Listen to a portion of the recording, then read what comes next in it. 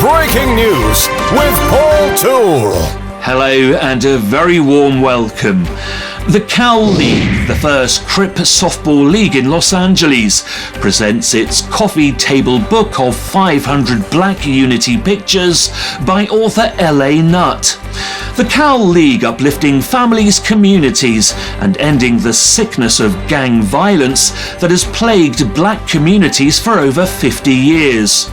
The Cal League players, former Crips on 11 teams, backed by their communities, create a safer environment for all LA communities. That's all for now. Thanks for watching. Until next time, goodbye.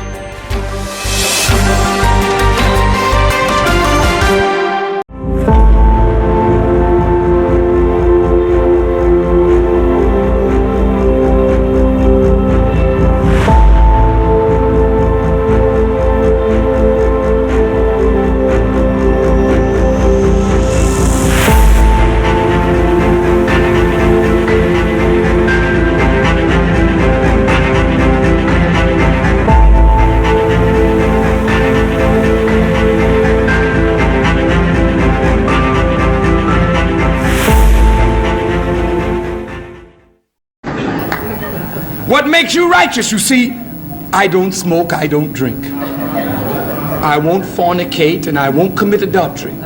I don't smoke dope. Go ahead, brother. Go ahead. And I say all my prayers every day. And I give whatever I can in charity. Yes, sir. And what else do you do? But what do you mean, what else? Is there something else? That's nothing. That's vanity. So you don't smoke, so what? So you don't drink. You don't use drugs. So what? What are you doing to better the condition of others? What are you doing to reform where you live? And if you do nothing to reform society with the knowledge you have received, then you are guilty of concealing knowledge. And that is a cardinal sin. All right, y'all, I'm going to get right to it. So a lot of people want to know about their kids. A lot of them, they see their kids coming up and they want to know if their kids is in the gangs and shit like that, right? A lot of parents want to know. Even though it's most parents these days got some kind of affiliation in them. Our generation of parents anyway, because we all come from somewhere. So our kids is the ones that's up nowadays who's banging. A lot of our grandkids is banging. So, you know, we know what it's like, man, because we didn't lived it. Now we see it in our own kids. But some people don't come from that. They didn't live that life. They was just the people that went to high school with us. They just see us from afar, but they didn't run with us. So now they wonder if they kids, they grandkids gang banging and shit like that, right? So I'm going to tell y'all something. I'm going to give y'all little tips. I'm going to give y'all 5 tips to pay attention to, and you want to know if your kids is in the gang banging. Excuse me. Damn, this weather got a boy kind of ill. But tip number 1, first thing you're going to pay attention to is striking up. And what I mean by striking up is gang writing.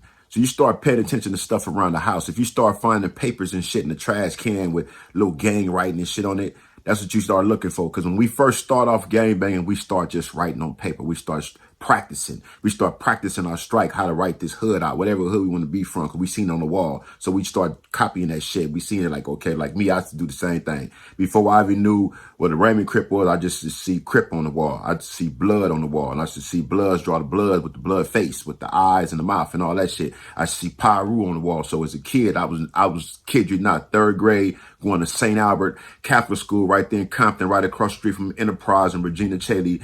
3rd grade at that school, I'm seeing on these walls all this Crip writing, this blood writing, Pyru writing. I should see this stuff. My mom's taking me to school. So what I did, I copied that shit. I just, you know, like I said, me and my nigga Vance Crawford used to do that shit. Kids do the same shit. I know it because I did it. And I know how you start off in this shit. I know where it starts, how it starts. I know the first thing we start doing, we first start trying to be gang members, we start writing. We start striking up on a piece of paper. We start practicing what we see. We want to know how it sounds. We find a name for ourselves. We want to know what it looked like on paper. That's what we do. That's what your kids do. That's what a lot of y'all kids doing right now, but y'all ain't paying attention. Boom. All right, number 2. Now they friends, right? Now you start noticing these dudes they hang around.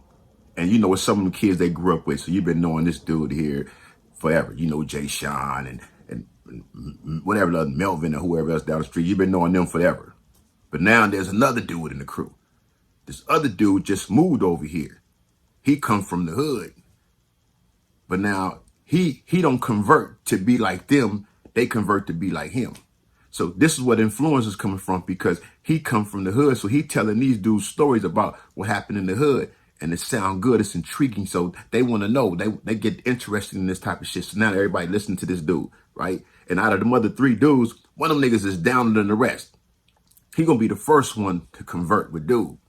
And once he convert with dude, the other one's gonna follow. So now you start paying attention to, like I said, it's the association. It's the kids they run around. So now you're like, okay, my son is, or my daughter, you know, they hanging with this other cat right here, these other kids now. And I'm noticing everything is different. The swag, you know what I mean? Everything, the change, the certain clothes and stuff they want to wear all of a sudden.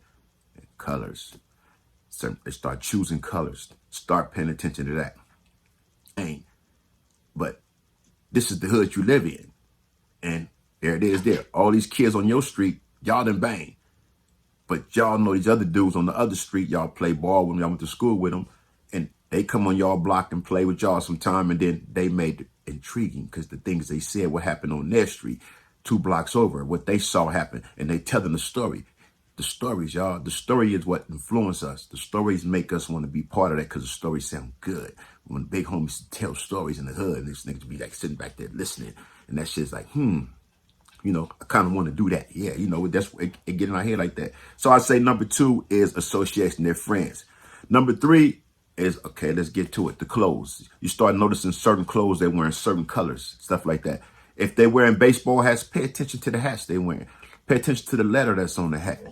You see a dude, he got an R on his hat. Everything he got an R on his hat. Of course, your kid more than likely want to be from Raymond or something like that. He following some Raymonds.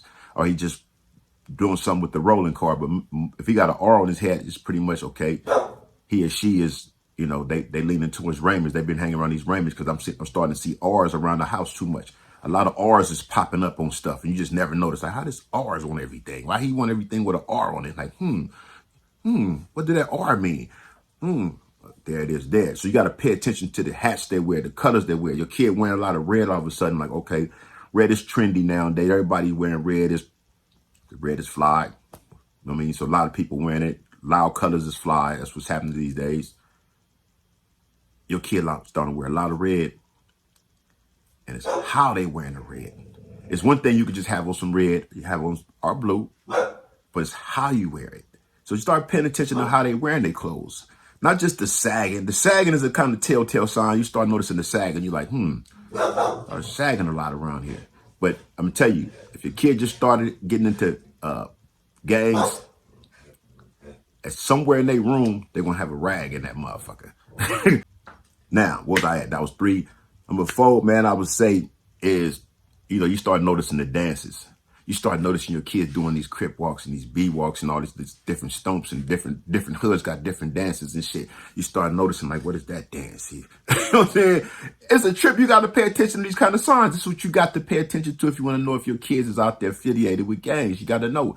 You start watching the dances they do. Now, this, you got a daughter, they twerking and all that shit. Okay, that's this, you got to watch out for her becoming ratchet or whatever. You know, you got to pay attention to those signs too. But right now, we talking about gang shit, right? So you start watching these dances. Niggas are like, okay, you've been sea walking a lot. I see us all on TV, but every time I see him, he's sea walking. Okay,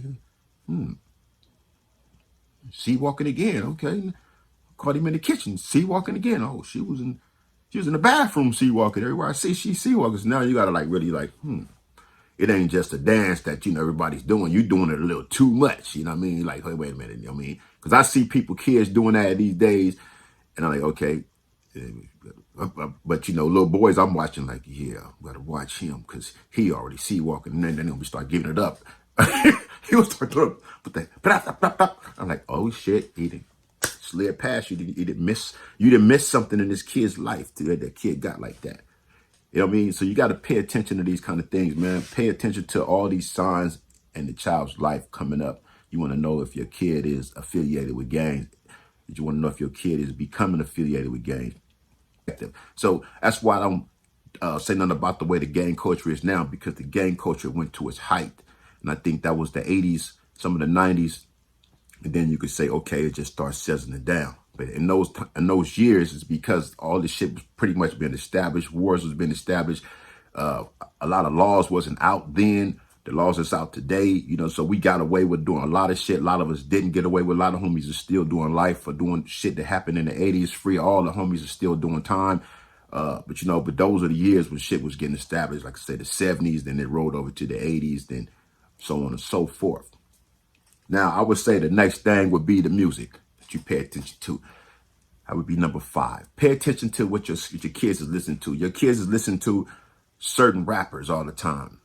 Certain Crip rappers. That's all they listen to is Crip rappers. You got to just like, oh man, okay. Or listen to all blood rappers. You got to pay attention. If you live in, like, nowadays you got to pay attention to your kids. If you see your kids changing words, letters to like, where it's a C at to B, you hear your kids saying Bompton a little bit too much. It's one thing I was saying brazy and shit like that.